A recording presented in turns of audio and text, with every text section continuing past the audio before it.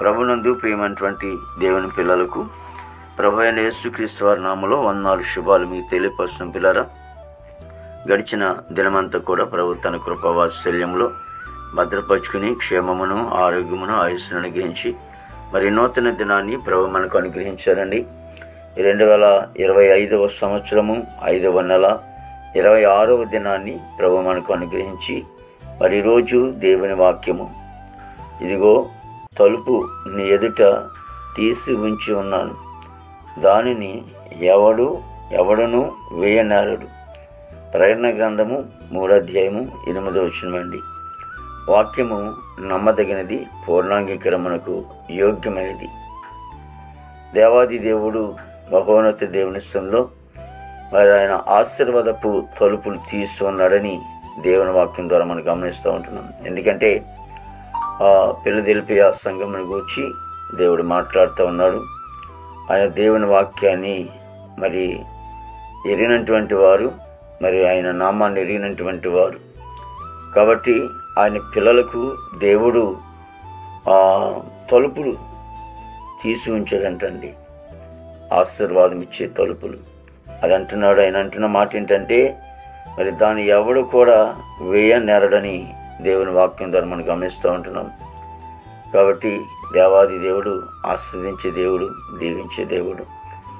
కాబట్టి మరి ఆయన ఆస్వాదించే దేవుడు కనుక ఆయన వద్దకు రండి.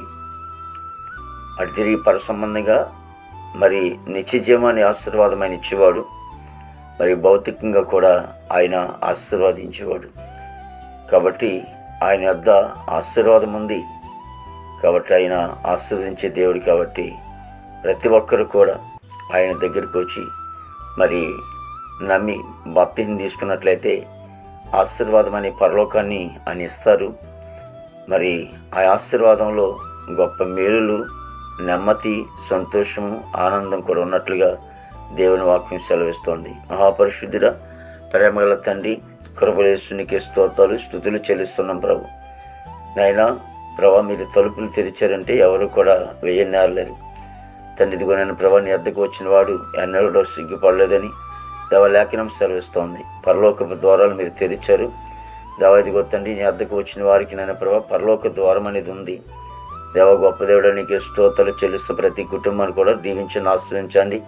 వారి కుటుంబంలో శాంతి, సమాధానం, నెమ్మదిని, ఐక్యత, ప్రేమ దయచేయండి దేవా. నీకు వందనాలు. మా భారతదేశాన్ని మీరు ఆశ్రయించండి, దీవించండి దేవ. శాంతి, సమాధానం దయచేయండి ప్రభా. అధికారులు అందరికీ కూడా మంచి వంతనం పడినాయన ప్రభా. యవన బిడ్డల తండ్రి, యువతి యువకులను బట్టి నీ సందు ప్రార్థిస్తూ ఉన్నాము దేవా. తనిదిగోనైనా వారు చెడు మార్గంలో వాళ్ళు నడుస్తూ ఉన్నారు ప్రభా. భయంకరమైనటువంటి పరిస్థితులు వాళ్ళు ఉంటూ ఉన్నారు నాయన.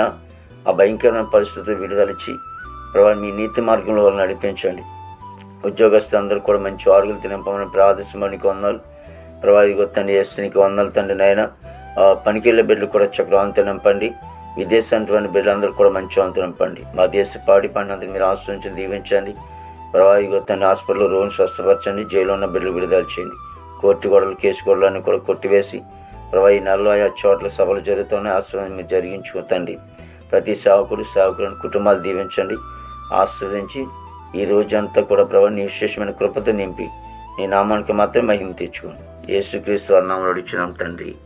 ఆమేన్, ఆమేన్, ఆమేన్.